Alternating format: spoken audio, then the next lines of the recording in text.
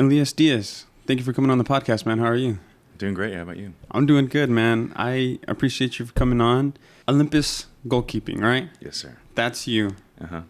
Where did that start? Tell me a little bit about your journey with the Olympus Goalkeeping.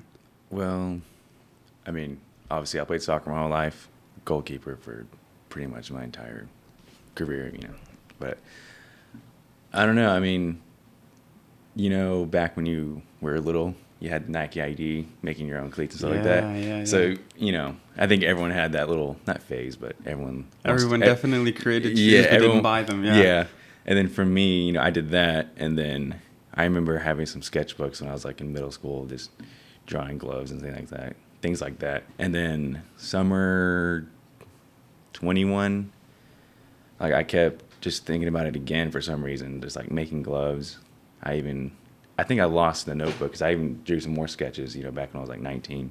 And Nike ID didn't allow us to customize goalkeeper gloves, right? No, Adidas did for a second. Okay. I remember doing that because, they had their own little, like My Adidas or whatever. So, but I kept seeing, like on my Instagram Explore page, like just random goalkeeper, like glove manufacturers. It was weird. So then I was like, okay, well, I'll message them, see what it's about. And then kind of just started from there, just randomly getting inspired again, and then just kind of following through with it. So then December 21 is when we fully launched, and then a couple months later I made the website. So nice, dude. Thanks. That sounds funny in the headphones. Doesn't it? Yeah. I tell everybody you have to have the headphones on. It makes it a lot better. Feels like we're in tune to each other right now. Yeah. But that's huge, man. Congratulations. Thank Not you. A lot of people would have even considered making a jump to do customized gloves for themselves. But then going and making a brand and selling it, that's huge, man. Congratulations. Yeah, thank you so much. How's the journey been? Because that's a lot of work. And you're no longer, you're manufacturing, you're branding, a lot of hats you have to wear. Yeah, especially since I just graduated from USAO. So I've been in school the whole time I was doing this. And then, of course, doing side jobs, things like that, coaching. Life. Yeah. So it's been, I wouldn't say it's like challenging because it is fun to do. Even like the part where it's like you're putting in a lot of work to do advertising, making videos, posting all that stuff. I still enjoy it. Mm-hmm. So I'm planning to do it for, I guess, till the wheels fall off, or hopefully we turn into a huge company. So yeah. Nice. So Olympus Goalkeeping, just straight out of Oklahoma City. Mm-hmm. Why the name Olympus Goalkeeping? So it's inspired by Greek mythology. Me and my older brother, when we were little, we read like the Percy Jackson books and some great books. Yeah, and then we even talked about, we have these little books about ancient Egypt, ancient Greek mythology. So it was always just in my mind because I thought it was just really interesting, because a lot of the stories are really cool too. Just gods and warriors, killing dragons and things like that. So, sons of gods and demigods, and I used to have a dog. I named her Athena. Fortunately, she passed away, but I like Greek mythology as well. Yeah, so that was something that it was kind of easy for me to, I guess, sort of draw inspiration from because the stories have already been told. So I just kind of make designs and things off of that. Yeah. And you design the gloves yourself? Yeah. Dude, that's amazing. I saw that you came in with a box. Do you have a few here? Yeah. So I have a couple right here that it'd probably be really loud on the microphone down the box. So I have 4 designs out. I only brought 3 of them. So this one right here is the newest one. Go ahead. Let's just rip them out. It's called the Medusa. And then the Medusa. Yeah. So the 3 original designs I made were Ares, Poseidon, and Zeus. So I wanted to make like a sort of like a villain type Only design. The villains? Yeah. Okay. So those ones, I actually wear them right now when I'm playing my Sunday League games. So I like them a lot. I'm not just saying that be biased, but I think they're really good. So. Which one is your favorite? Personally, probably the Zeus. The Zeus? Even though... You don't have it here with you? I have a pair that I was going to give to you guys. But you got the Zeus. the Medusa. This is the Ares. Those are Poseidons. And this is a Poseidon. Yeah. And so here's a Zeus right here. The Zeus one? Yeah. Oh, yeah, this is awesome right here. It's more of an old school type. And I noticed that this one has... Yeah, they all have finger protection except the Medusa. So that's something I wanted to do just because, I want to market towards, younger goalkeepers or parents of goalkeepers that probably want to have that, peace of mind. Protection. Yeah, my father was a goalkeeper. I played goalkeeper for a little bit.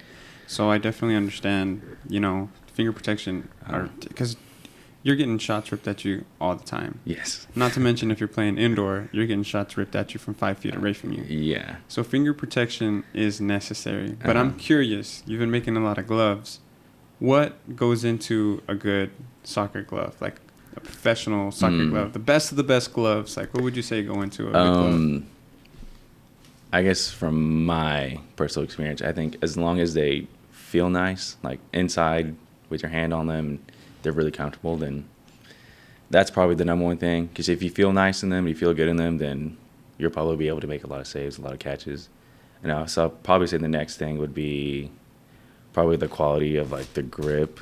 So that's kind of something that I make sure that I do, because at first I was looking at different kind of grips and things like that, like what I use. Do I want to use a more durable one for market towards younger goalkeepers, or do I just get the ones that the pros use? So, and from my experience and from what I picked up from people talk to me, I just go with it's called the contact latex, which is the one when you watch the videos, people peeling it off, and it's sticky. So satisfying.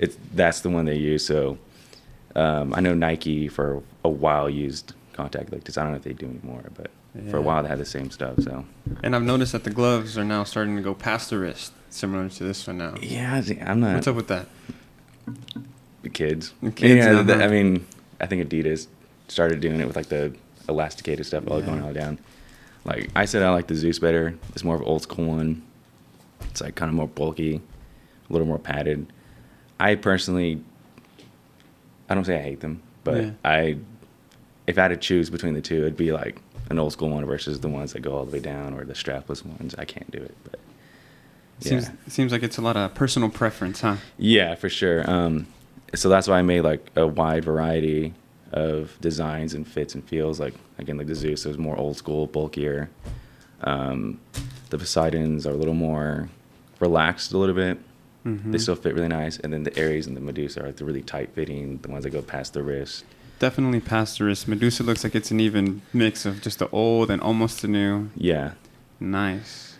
So are these the only designs that you have? Or will there eventually be a Hades? I don't know. I mean, I don't want to make too obscure, because I don't want to get Hephaestus, you know what I mean? Just some random god that nobody knows. So that'd be cool though. I mean, it would be cool. I mean, for me, and I guess for you, because you like it. But yeah, I mean, I think I'll just keep probably these three, maybe make one or two more. But nice.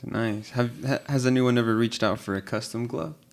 Yeah. So for the past couple of years, I've been coaching at Chickasha High School. Okay, nice. And so they wanted to buy gloves from me. So what I did for them is I made custom colors. It's purple and gold.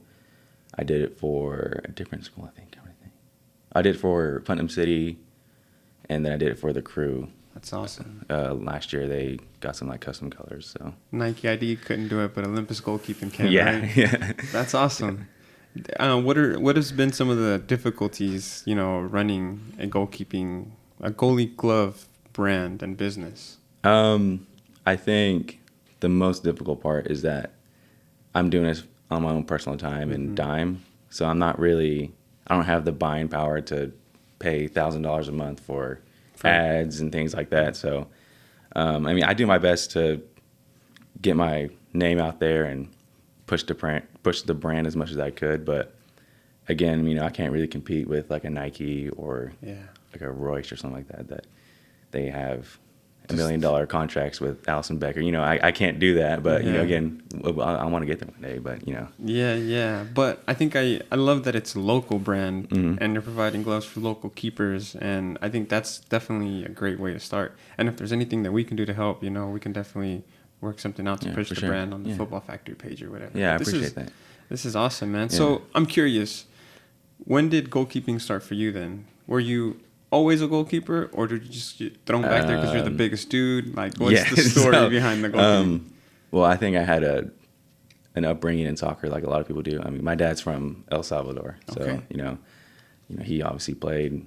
He was a forward, so he wasn't even a goalkeeper. Mm-hmm. And if you saw me next to him, you wouldn't think I was related to him at all. But so I kind of got brought up just kicking a ball in the backyard, and then I had like this little like youth Mexican league team, you know, with all this little. We wore like Cruz Azul jerseys, and we had a little tournament. I forgot where it was at, and the goalie we had just wasn't there for some odd reason. We went there.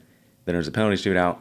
You know, I had to change my jersey inside out. So like who do we put in? Oh, I guess Diaz. Come on. But yeah, you looking online, you see all these little kids, and this one kid like, damn, that was you, huh? Just yeah, I was always bigger head and kid. shoulders. Yeah, so they stuck me back there. You know, I had my shirt inside out, no gloves. That kid's not under 10, guys. Ask for his birth certificate, please. Yeah. So then I think we had a penalty shootout, and I remember like this one kid. I think this is like kind of the goalkeeper, I guess reflexes and I'm trying to think the word. I guess mentality that I had, that I knew I had it. The kid shot it straight at me, but before he hit it, I was like, he's not going to score on me. Mm-hmm. So he hit it right at me, and I caught it.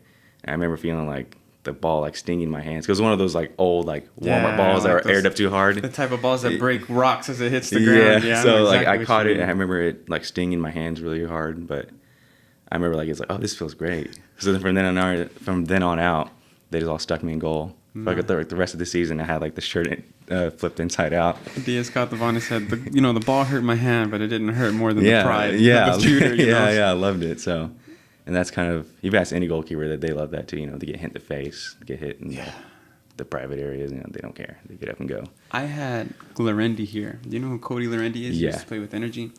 And he brought up a story, and I'll ask you what your worst injury might be, but he said he had just got called up LA Galaxy 2 game. I don't know if it was in the middle of the game. I think he had just said he had just started. Came out for a corner kick, caught the ball, and then caught a knee in the kidney.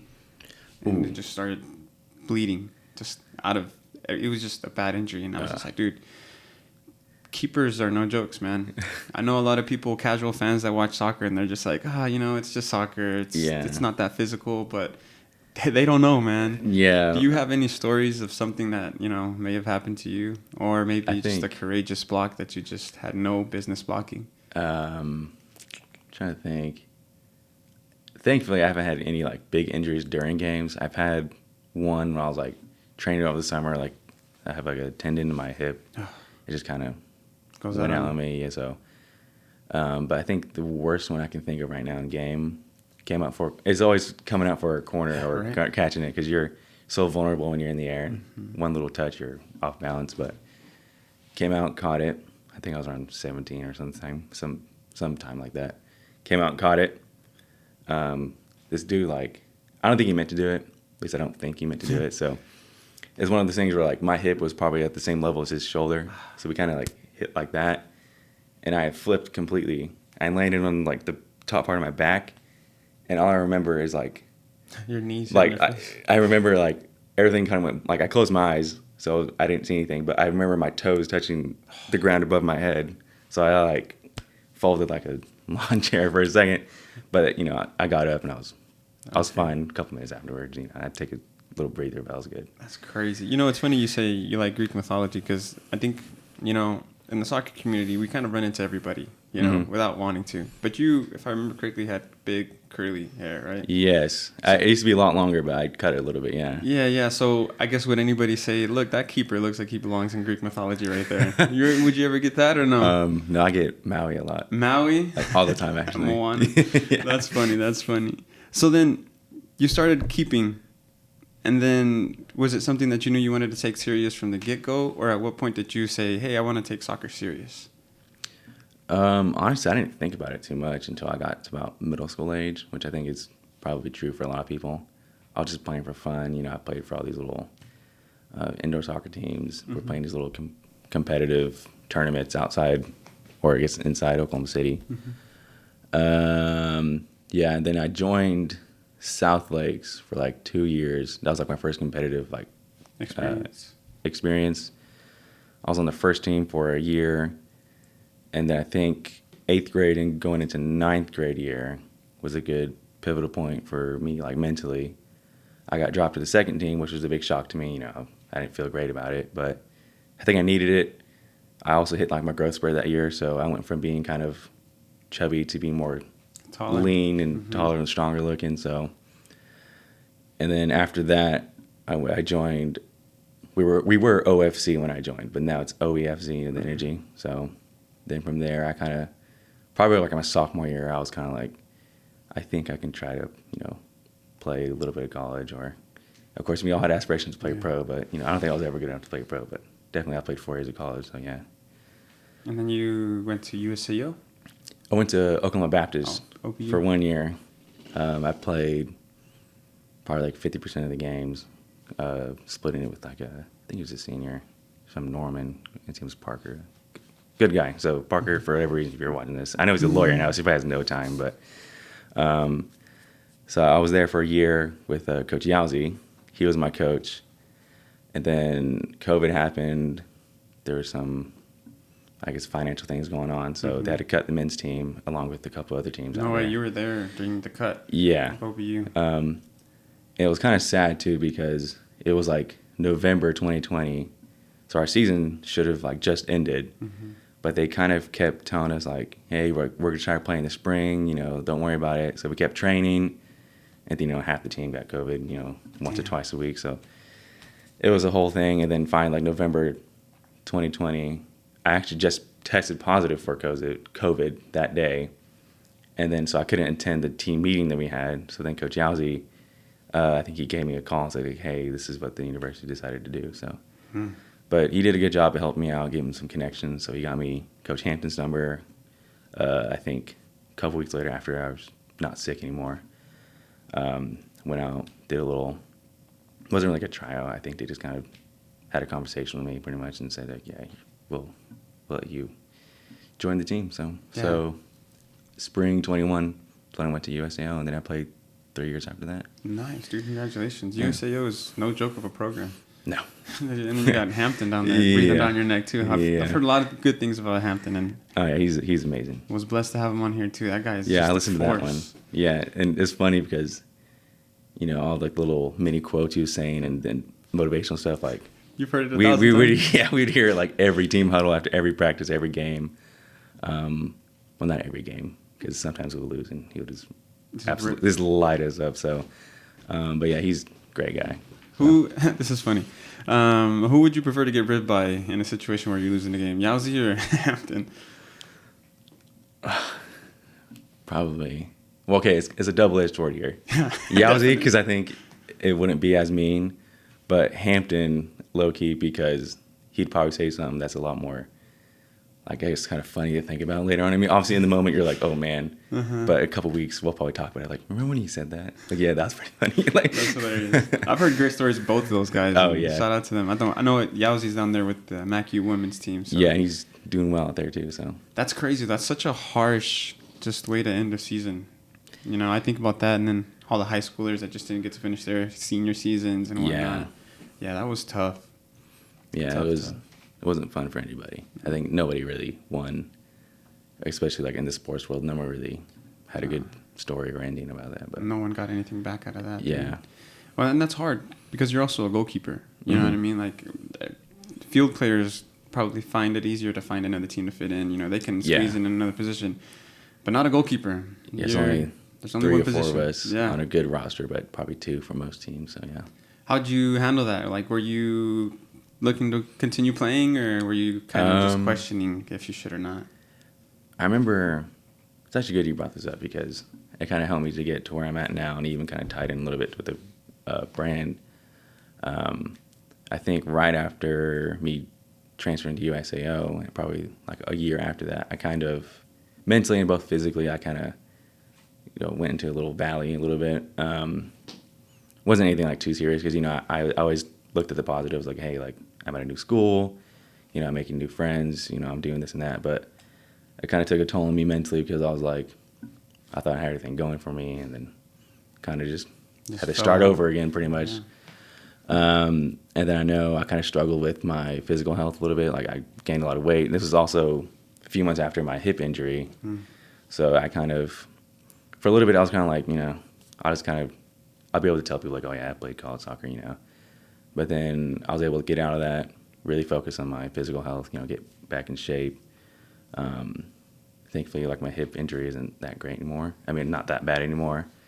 It still kind of bothers me every once in a while, but nothing to really hold me back anymore. So, so right after COVID, kind of hit that valley, but I was able to be better after that. So, kind of helped me learn a lot about myself and, be able to, express myself and making things, creative things, or and other avenues. Yeah, I feel like a lot of people hit that valley, especially after I guess you can say their playing career kind of comes to an end, whether it's their 4 years of college or they realize that they can't finish the 4 years, and then it's just the time of kind of reevaluating. Because if you're like me, there's nothing really that I know better than soccer. We've done it for so many years, we've dedicated so many hours, so many tears, so many friendships, that when it all comes to an end, you really gotta make yourself all over again, you know what I mean? And some people create podcasts, other people create goalkeeping brands, but like it's what makes us happy, Yeah. So that's good that you're able to find that. I pray for those people that just don't know, whether they're professionals and then then stop playing. I feel like a valley that we all have to go through, you know what I mean? Right.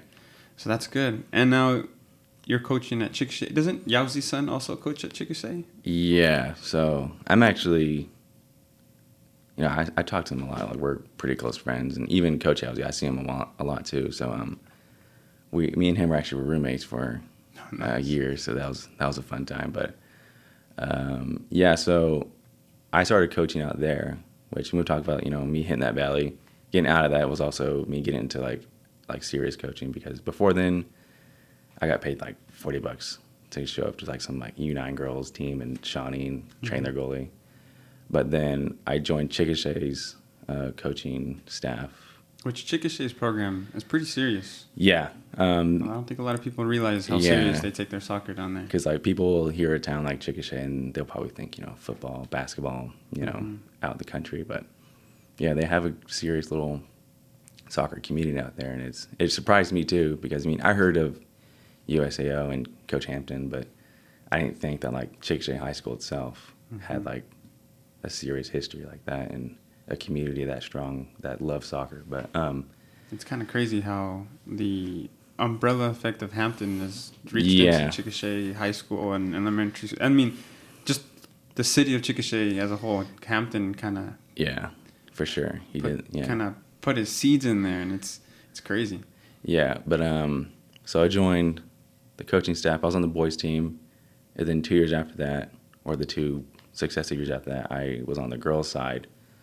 I couldn't coach this past season because I was doing my student teaching, so I don't think you're allowed to legally, but then I feel like if I just didn't tell anyone, I've been fine. We're not allowed to do a lot of things. But I was doing student teaching in Mustang, closer to my house, so but I'm getting back into it because I have a job teaching out there. I'm teaching Spanish. Nice. So and they're going to put me on the coaching staff, and I'm also going to be, for the second season, I'll be the head reserve men's team coach at USAO. So, Wow, dude, congratulations. Yeah. Thank you. It's kind of like full circle, huh? The crowd, live audience. Easy, guys. There's more show to go, guys. Yeah. That's cool. Let me make sure this camera's recording real quick. Okay.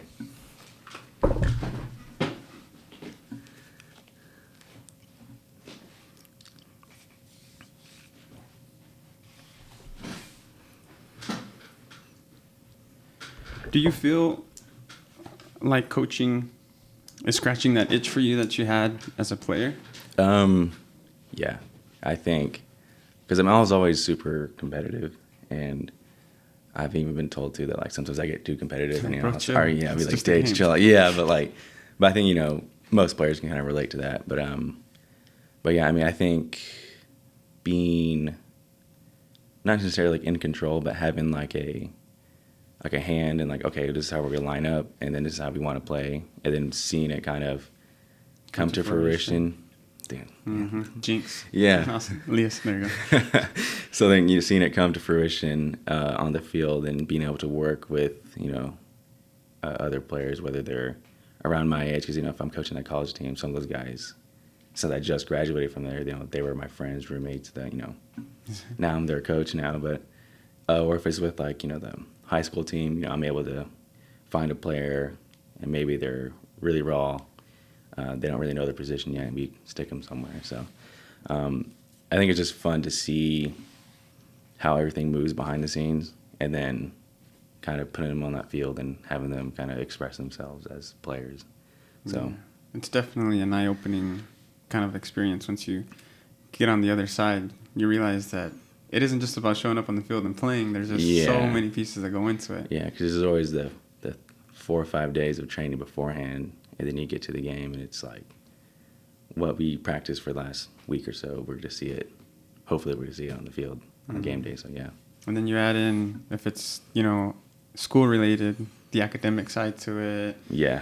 And then you get to see all these kids dealing with, college and then soccer and then social life. Like, it's a lot. Yeah. It's a lot of pressure.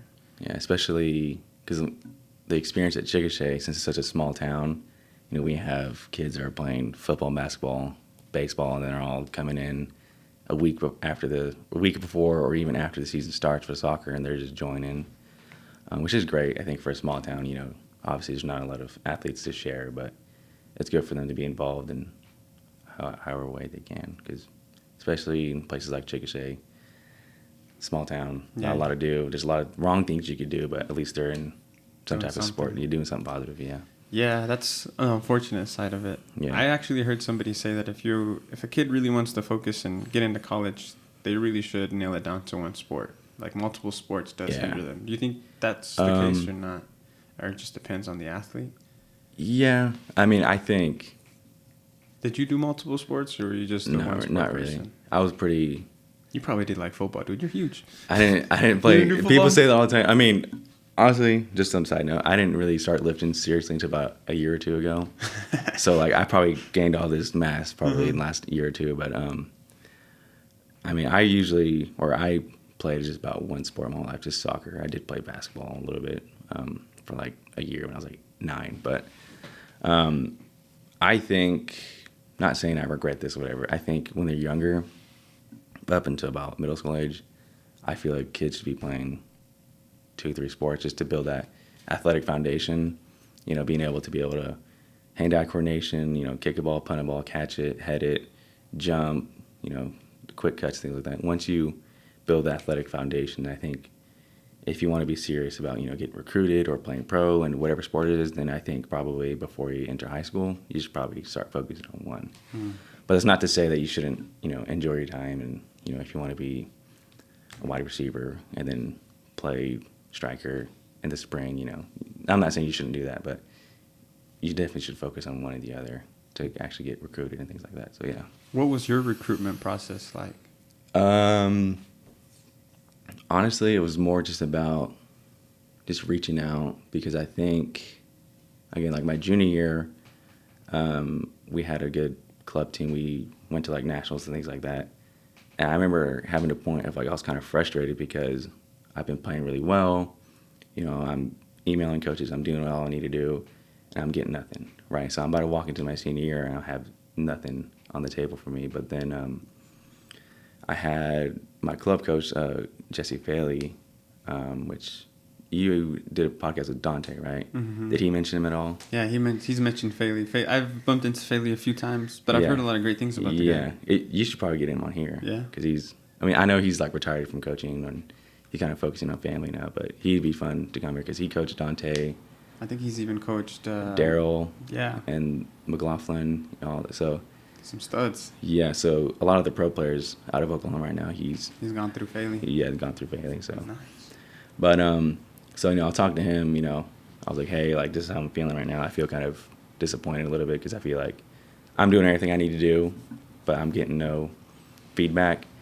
So he gave me Coach Yow's number. He reached out to like NSU, other schools, and like that for me. So, but then Coach Yowzy, he was really interested in me. So he was like, yeah, we'll get you on a visit.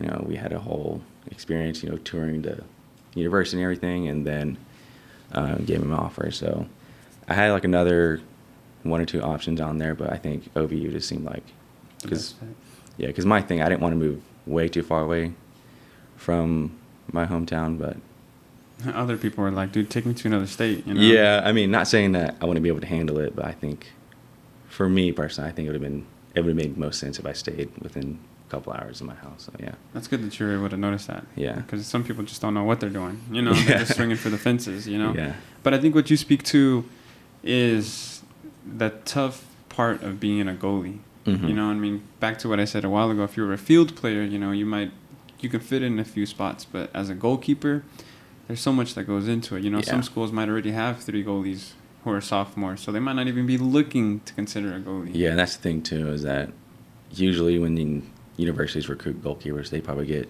2 at a time and then wait another 2 years before they get 2 more. That's usually what they do. But so yeah, I mean, I think the issue wasn't an issue. I think was fortunate for me was that had I not gone to OBU when I did, I think Coach Yowji would have had 2 junior goalkeepers. Mm-hmm. That's all he would have had. And then, so I guess he wanted to bring in a freshman. There was another guy too named Derek who was also a freshman. So I guess he wanted to get the 2 goalkeepers every 2 years. So yeah. Dang. And then talk to me about what it's like going into practices then, because there's 4 keepers. Mm-hmm. You got 2 juniors, 2 sophomores, and this might be in a different sense, but is there some type of competition? Because, you know, it's 4 people gunning for one spot as opposed to 20 people, you know, just kind of practicing, filling in spots. No, this is like, it's kind of cutthroat for goalkeepers, isn't it? Yeah. I think growing up playing in club in high school, I had this other guy. We were both the same age. We played at Mustang together and our same club team. His name's Dalton. So I always had like that friendly, healthy competition because we both kind of countered each other. Like he was a little more, you know, had like the technique down. He wasn't as, I would say, explosively athletic as I was. But again, I had my downfalls too. Like I think out of high school, I wasn't the best with my feet. And I think I used my athleticism opposed to getting my technique foundation down. So we both countered each other. But going into practice for college, you know, just 4 guys, 1 position, I knew what my strengths were, but also knew what my weaknesses were. But for me, I wanted to make sure I showed my strengths, but then also wanted to show that I wasn't scared of my weaknesses. Mm-hmm. You know, I wanted to build on it. And, you know, if I had a time or a place to ask the coach, like, hey, how do I build this up? Or what do you think about this? What should I be doing? I think, and I guess it's just for anybody out there for any position, you know, rely on your strengths, but also don't be scared to work on your weaknesses. Yeah, to work on your weaknesses. So yeah. Word. What's up with Mustang Soccer, dude? Mustang Soccer just always puts out some studs. What's up with that program? I don't know. I think it's probably also like a geography thing too. Like I've heard that. There's like grit coming there from that Mustang Yukon. Yeah, I don't know what it is. I think it's for the community population-wise exploded from like probably 2008 to about now. It's probably tripled in size since then. Like I know I graduated with like 800 kids. What year was that? 2019. Okay. And then my sister, she graduated 3 years later and she had over 1,000. Damn. So it's like it just kept like the size of the community just growing. So I think there's a lot to pick from. But I don't know. I mean, I know Coach Homer, he was my coach. I think he just recently stepped down. He did, yeah. So I think he just developed a system that worked for them. And I think which is odd too because there's no like middle school program, you know, because a lot of schools, they want to do middle school, kind of build a foundation and then bring it to high school. I think for Homer, of course, you know, he has the luxury of having some more club players and more talented players, but I think he also built the foundation of we have this system, we're going to play this way, and this is kind of, so I think there's a lot of continuity. Like every year, he doesn't really vary, but I think that's a good thing. It kind of helps because then like the freshmen coming in, they know what to expect from their freshman all the way up to senior year, and then vice versa. You know, the kids coming up, they know what to expect, so they know how to prep mentally and how to be involved in that program. So nice. Yeah, he's definitely built a good culture, mm-hmm. a great culture there. That's always like they get so damn close every year. Yeah, they get closer. But hopefully, with the new coach Juan, they can. Yeah, he played at USAO too. He did play at USAO. Yeah. I actually had him on last week, so his episode will probably come out either one before yours or before that one. Okay. I played Sunday League with him. Okay. He's a funny guy. Guy, but getting to hear him talk about his coaching, he gave me a different vibe. You know, he's 100% committed. He has his style, his philosophy, and I don't think he's taking it for granted walking into a big 6A program like Mustang. I think he's going to. I think he's going to do well. I think so, too. Because I've met him a couple of times, and seems like a really good guy. I mean, I didn't have a deep conversation with him, but good guy. And then, of course, I think anyone can kind of, who's experienced that, if you come through that USAO program, like, that's what I was going to say. When you come out the other side of it, you're a different person, like a in a good way, obviously. Yeah. So I think green and yellow. Yeah, so he's got it. It's kind of funny. He's been, around a lot of great coaches. He went to Hampton, to Tom down there in Newcastle, and then he went to, Mount St. Mary's, and now he's there. Of course, I'm sure Homer is going to be there helping him out as well as everyone else down there, because those guys have been there for a while. Yeah. And I told him, I was like, dude, those guys, they care for that program. Tyler played at that program. All these guys, it's a great program to be in. Yeah, and those guys. There's going to be pressure. Yeah. There's going to be pressure. For sure, because Homer's been there for a while. Mm-hmm. So I think, and then he's had some success and he's built up that program. So I think the next step, which, again, not to put any pressure on Juan, is just to win that state championship. Either that or just keep it going and keep on a continuous incline, which is, if there is a decline, I don't fault him for it, It just happens. Yeah. He said it pretty well. He was like, you know what? If we come out here and win state the first year, it's not anything that I did. He's very well knows that, he has to trust the process. Yeah. And it's not going to take 1 year for his philosophy and stuff like that. He wants to run that same program like you mentioned Homer did, so that a freshman know what to expect, sophomores know what to expect, and so on, so that if someone gets plucked out of a JV team, it's going to be the same thing for them in the varsity team. Yeah. So what was your high school experience like? Did you jump on the varsity your freshman year, or was it a struggle? A bit of both.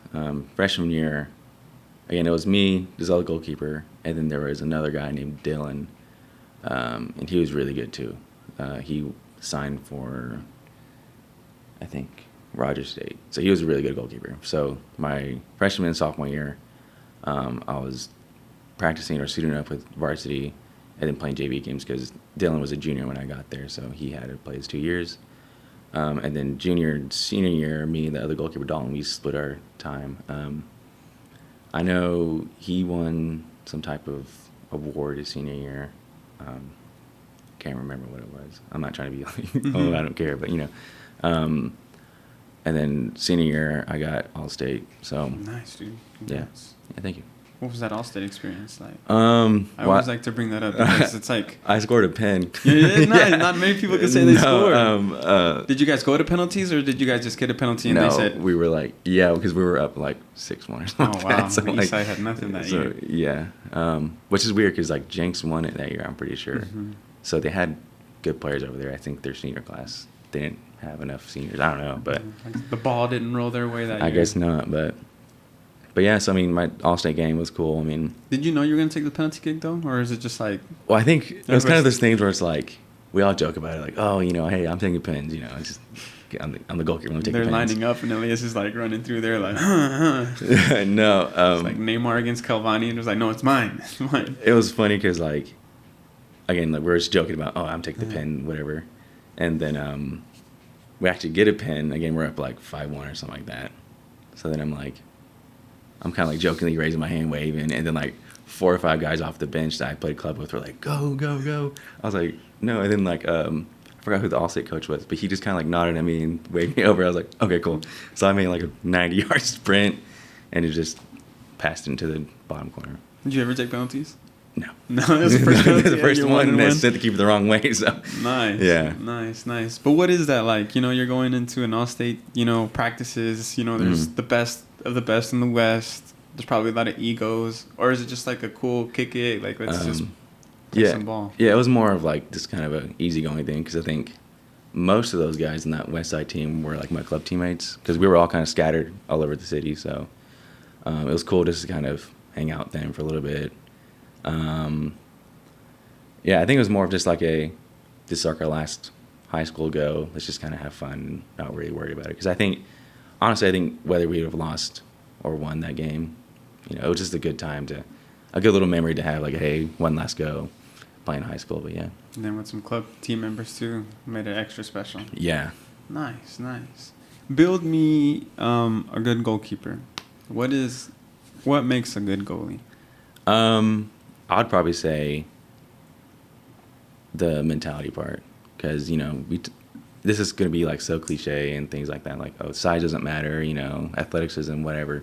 It's the size of the dog. Yeah. So, I mean, I'm not going to say something that hasn't been said before, but mentality wise, as long as you're a decently strong person, strong-willed, and you have some decent leadership qualities about you, then you probably have 50% of it. You already have it down. The other half of it is obviously, training, getting your technique down, foundation, and then I'll probably say to make you like an elite, exceptional goalkeeper, I'll probably give like 1% of like just God-gifted ability, athleticism. I mean, whether it be height, vertical jump, catching, whatever it is. Yeah, so as long as you're strong-willed, because I remember a younger version of myself, if I conceded a bad goal or I made a mistake, I'd be really hard on myself. But then as I got older, I learned how to, like, if I make a mistake, like, it's okay. We're just keep going. And then, the next time a shot goes at me, I'm going to make a good save or I'm going to catch it, whatever it is. Next cross comes out, I'm going to come out and catch it, collect it. So I think that's part of it. It's just being resilient mentally. That's half of it right there. If you have that, then you're fine. Because everything else after that you can control. So, yeah. 100%. I don't think people realize, the game could be going great and everyone is allowed to make mistakes, but not the goalie. The goalie makes the mistake. Yeah, that's the reality of it. The striker can miss 7 tap-ins, but then he scores 1, man of the match. But then goalkeeper can make 15 saves. 1 goes through his legs, and you lose the game 1-0. So, yeah.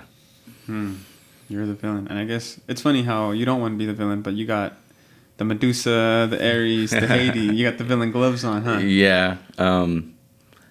I think I just kind of did that as like you got like, the gods, the good guys, and then you got like the villain just to kind of, be that one guy that stops the goal from going in instead of being the guy who scores and wins the game, Yeah, because it takes a certain type of person to be a goalie, There's people are attracted to being that one guy that just doesn't let you score, If a really good forward is just like, what the fuck is up with this goalie, man? That's the ultimate compliment right there. Yeah, especially, I would even argue that, like, forwards or other field players are more intimidated by a goalkeeper that makes everything look easy. Yeah, man. Right? So, like, every time they cross the ball out, the keepers come out and just catching it.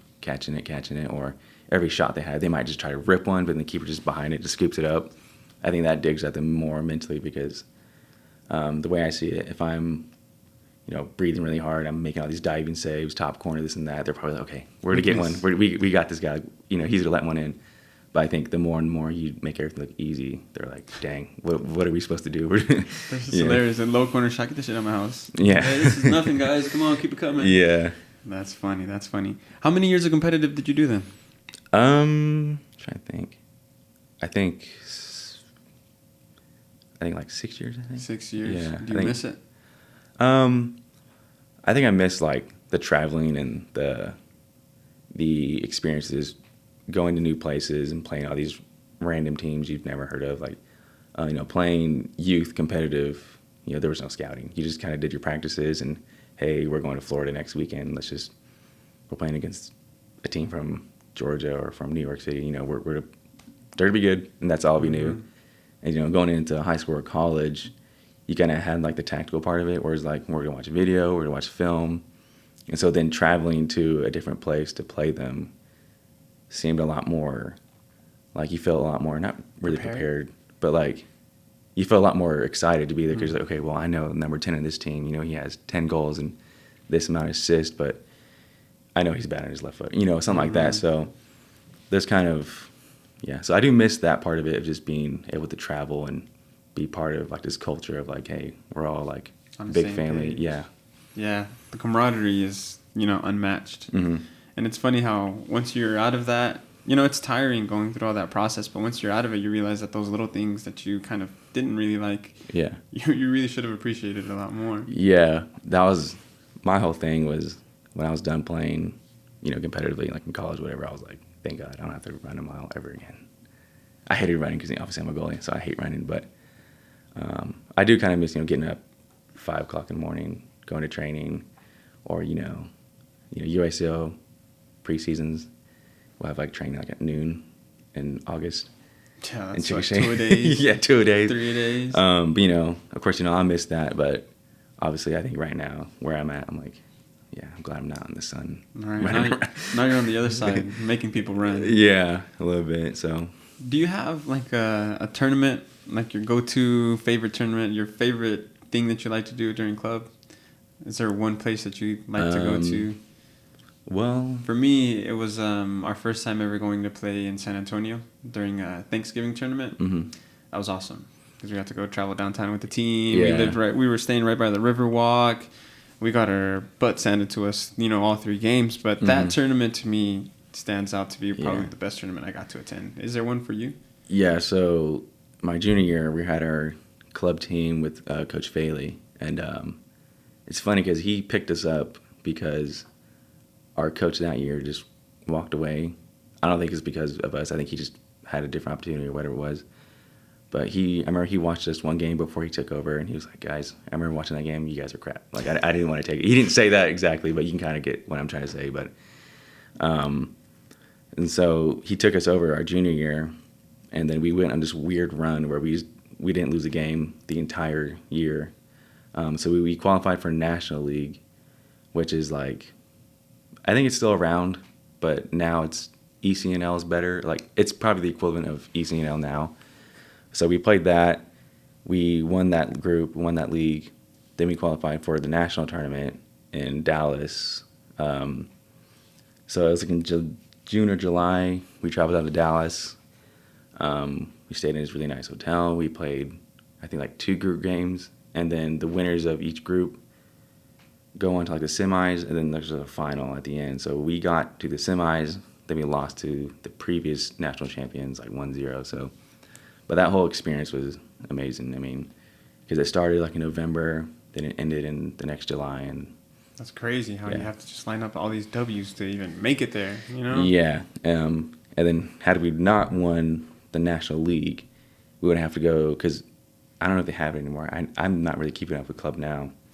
But is there like a state cup, and then you win regionals, and then you go to the national tournament, or is it different now? I don't remember. Man, I'm right there with you.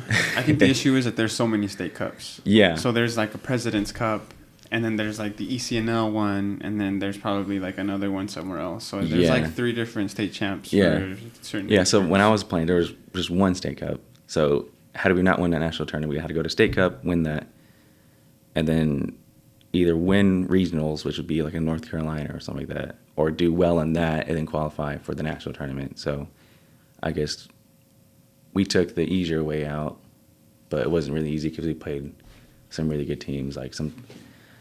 We played some teams that we probably shouldn't have beat. Had no business. We had no business. Yeah, I remember. Funny, like in that National League group, we tied a team.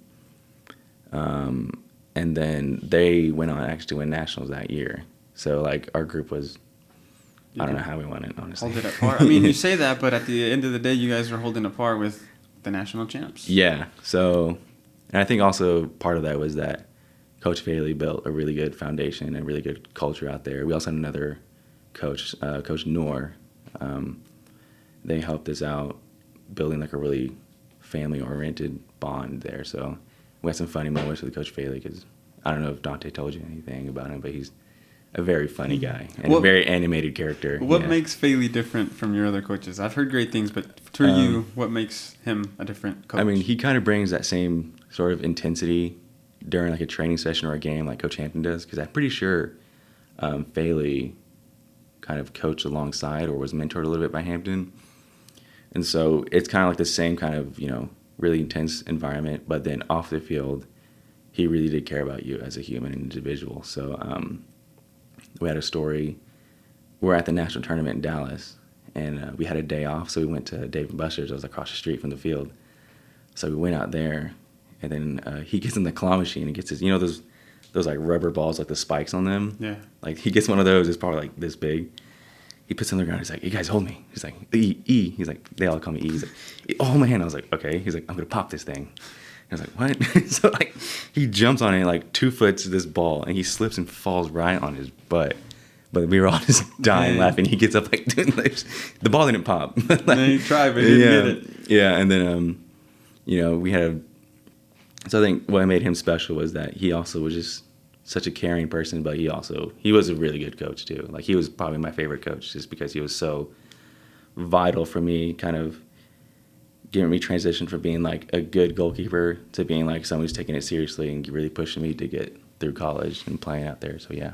Yeah, I think those ages are tough, man, because you're coming to the end of your club career, and you're really faced with like, am I just going to go to OU and just get my academics out of the way, or do I want to pursue this? Yeah. And that choice is hard because if you do decide to pursue it, it's almost like you're starting all over again. The grind continues. Or you can just hang up your boots and say, hey, man, we made it to nationals. We've dedicated a lot of time to this. I think my time is done. Right. And I respect the people that, have that in them to be like, I'm done. Yeah. And I think knowing your limit is probably more impressive than being like blindly led by yourself and be like, hey, I'm going to try to pursue this, You say that too, but look. It's also hard to, I understand, yeah. It's just crazy where life can take you, and it's like those years along with like your mid-20s to almost 30s are just like hard, Yeah. Because you feel like you feel like you should have it figured out, but yeah. You see people 10 years older and you're just like, nah, dude, you're just getting started. Yeah. What do you mean? Like I mean, I kind of had the same experience too, because I actually did a whole extra year of school. I didn't want to. Nobody wants to do more school. You had an extra year of eligibility on you. Yeah, I still have it because what happened, I was going to graduate planning last winter. I was supposed to graduate, but then things didn't line up. I was behind like a credit or something like that. So long story short, I had to stay an extra semester to graduate, but then that's where kind of like the coaching thing and, me kind of having the connection, because Hampton actually really helped me out last year.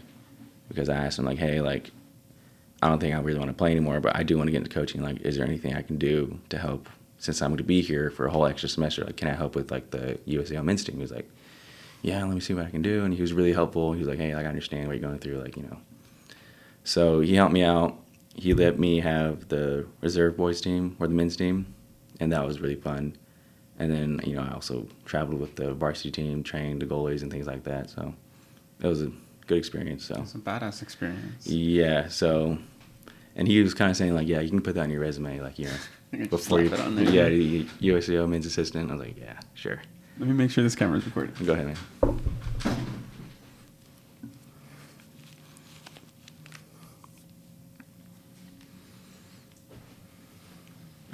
I remember my freshman year at MacU.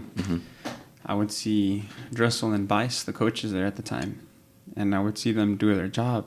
And I was like, dude, isn't that not the best job in the world? Yeah. Like, these guys are here 2-a-days, in the morning, in the afternoon, and then they get to go watch film, which, hindsight now, it's a lot of work. Yeah. It's not super easy. No. But when you're there, you're just like, dude, that's the best job. You know what I mean? Yeah. How was it you're, getting that reserve team, and then because you were just a player, so it's like there's a respect thing too, but you got to put your foot down and be like, I'm a coach now, not a player. So it's like, well, I mean, I think thankfully for me, because a lot of the guys were like good friends of mine, so I was like, hey, like I understand we're friends, but like let's just keep it professional here. And they all actually, I'll give them credit, like they were really good at drawing that line, because when it came down to me, like kind of having to yelling at them or coaching them up, like they would respect me. So that was probably more of a fortunate thing for me, because had I ever been in a different program, different culture, different environment, that probably wouldn't have happened. But it was fun because, again, a lot of the guys are my friends. So it was fun to see them, get them up at 5 a.m, and I'll be there with them too, training, them working hard. And then this year we actually had a reserve tournament, because in previous years they kind of mentioned like, oh, we're going to have like a reserve tournament team, never happened. But this year they actually did it, and it was in Wichita, Kansas. I think I remember that because I was keeping up with the Mackey reserve team. Yeah, so we actually played them in the final and we beat them. So. Yeah, there you go. Congratulations, bro. Nah. You've gotten a lot of claps. No, first season as a college coach, he got a trophy under his belt. I only say that because, like USAO and Mackey, we're probably the two big rivals right now. I think the last 3 years in a row, we got to Mackey's been the better team, but we have always met them in like the tournament final, like the varsity team and the reserve team, both. So yeah, I mean, my experience with that reserve team was fun because, I was able to not only coach a team and be kind of in charge of it fully, because when I was at Chickasha, I was the assistant. And I'm not saying I didn't have any say anything, but... Respects to the head coach. Yeah, respects to the head coach. So, I was the head coach, doing all the training sessions. I was talking to Hampton, like, hey, I think you should bring this guy up. Or, hey, Hampton, like, can we bring a couple guys down from the varsity that don't play a lot? Can we do this and that? And then it was good to see, because a lot of those reserve guys, they haven't really gotten any experience playing at the varsity level. And so it was good for them to see what it is to, travel on a game day, go to a different state, go to a hotel, do the recovery and everything like that. So it was fun and very supportive. I felt very proud for them, because I think their hard work kind of actually paid off now. Because before, the reserve team, they'll play 7-8 games a season and then it'll be done. Yeah, but they get to practice on the side. They don't really get that first team experience. Yeah, but I would say actually at USAO it's a lot more continuous. Like, it's really the same team, the same tactics, same everything. Obviously we practice at different times, different game times, but like I know at other schools they have a reserve team, but it's like they're separate. But here at USAO it's a lot more continuous. So like, I'll have 15, 16 guys train with me, but then 3 or 4 of them would go train with the varsity in the afternoon, or when we're traveling to like a long distance away game where we're staying the night, they'll probably pick up 3 or 4 more reserve guys. So it's a pretty continuous, Sounds like they got a good system going there. Yeah. So, and it paid off because, we were able to go to that tournament. Got the trophy and brought it home. So, yeah. Nice. Congratulations, dude. Your dad's a forward. You're a goalie. Did your dad ever give you slack? Like, you did the complete opposite thing that he did. Yeah. I mean, he didn't give me any slack. He actually was super supportive of me. Of course, I have 2 great parents. My dad, whenever, I was kind of growing up being young as a goalie, like, he would kind of give me, because obviously he didn't know anything about goalkeeping, but he knew what a forward, so he was like, hey, when a forward, you got to make sure you do this, or a good forward is going to try to turn and shoot it quick, so you got to be ready, or just, random little bits and pieces there, but of course he was just super supportive of me, so I was thankful for that, yeah. Nice. Did you ever get to play alongside him as a keeper? No, because I remember watching him kind of play like pickup with his friends, whatever. But I think by the time I got old enough to kind of play with him, I think he was kind of done playing. So yeah. Yeah, my dad was a forward, and then when it came time to him being done playing, he started becoming a goalie because he figured, well, there's not a lot of goalies, so and if there's one way I can play, it was in the goalie. But then once his age started catching up, and once that second goalie started getting more time, he kind of just knew that, all right, it's time for me to hang up the gloves. Yeah. Have you hung up the gloves officially, or? No, I mean, I play, pick up Western League, pick up whatever, play indoor. But how was your experience down there at Western? What team do you play for? Mexico. Mexico? Yeah. Oh, okay, then the first division. Yeah. Nice. And how is that? Because they take it serious. Yeah. It's fun. I mean, I think it's good for me just to play and get out there. But obviously, I think my mentality has changed. Like, I'm not here to no one's watching me. I'm just here to have fun, screw around a little bit. You're not going to put your body on the line. I mean, I'll make saves and I'll put my face on the line. But it's funny. It's like, I'm not going to try. But then as that situation arises, that little bit of competitiveness comes out in you. I think that's what happens because I'll look at the field, especially like in the goalie box. It's just crap. It's crap, especially if it's concrete. Rain and then the mud gets hard. It's like so it's just like I'm basically diving on concrete. So I'm like, man, diving on daggers. We'll see. I was like, we'll see if I dive today. And then a few minutes later, I'm like on the ground and my elbow's bleeding. So I'm like, nice. So it's good for me to do that, a little bit of energy out, but just doing it for fun. Now. Nice. What are you going to be coaching at Chickasha next year? Yeah. So the plan is, we don't really know yet. I need to get in contact with everybody, but I'm going to be on the coaching staff no matter what. I might be on the boys, but I might be on the girls. So we'll see though. But I'm in the middle of like getting all my paperwork done for that. So yeah. What about club? You see yourself coaching club? Not really. Yeah. I don't know. I mean, unless it's a good opportunity, or if I change my mind later, of course, I'm still open to that because I do like coaching. But I think just where I'm at right now, I don't. It's perfect. Yeah, I think I'm good where I'm at right now. Yeah. That's nice, dude. So what's the next step for Olympus Goalkeeping? Probably just get more people's hands in them. I know I have good connections at Soccer USA, so I got some gloves out there for them, and I'm glad I have that opportunity because I want people to like see them, feel them, and if they want to order from me or buy from there, we're all kind of helping each other out here in the soccer community. So really the next step is to just keep growing, keep expanding, get my name out there. And then I think my next big goal is to have like a full-on, like full-time professional. Not really using my gloves, Obviously I can't pay them money for it. Yeah, but maybe give them some free pairs and things like that. So an ambassador program. I have that. The way it works is just like I gave them like really good discounts, and if all they got to do is just like shout me out every once in a while. Yeah, wear my gloves during the game, shout me out, tag me on Instagram. Pictures of yeah, dude. I don't see why you couldn't be the number one goalkeeping brand here in Oklahoma. Are there any other goalkeeping brands here? You don't have to say their names, of course. Inside Oklahoma, I'm not sure. No, that's a no. I know there's a brand called N1 that they're out of Brazil, but they have a guy here. I forget his name. I met him a year ago or so. But they're starting to grow here now. So a lot of the like young goalkeepers are wearing like N1 gloves, which is cool. But of course, they need to be in Olympus gloves. Yeah, man.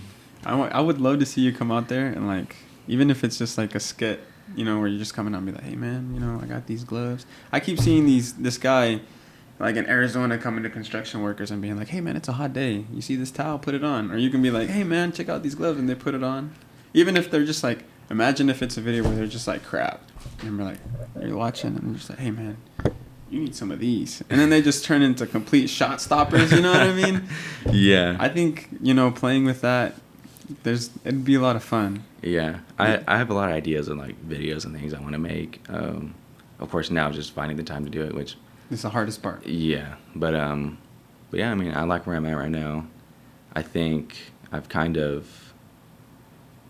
at a point now where it's like, if I don't start going up now, like I need to start, reimagining what I need to be doing. Thinking of a plan, not a plan B as in like, giving it up, but I'm more of like, I need to maybe change my model of what I'm doing. But I like where I'm going, and yeah. I feel like it's kind of like, I kind of hit a plateau with the podcast, After a while, I figured out how to edit. I had the equipment. I was recording, but it started getting a little meh, you know what I mean? Yeah. I went on vacation one time, and I told myself, like, you have the skills. You've built the gloves. You got the brand. Like, you've already done so many reps. Like, what do I got to do? And I thought, like, maybe I need that same intensity that I had when I started. If I can bring that in now with the skills that I have already, right. Like there's no point in me not to keep going. You've learned the hardest part already. You can edit. You've invited people.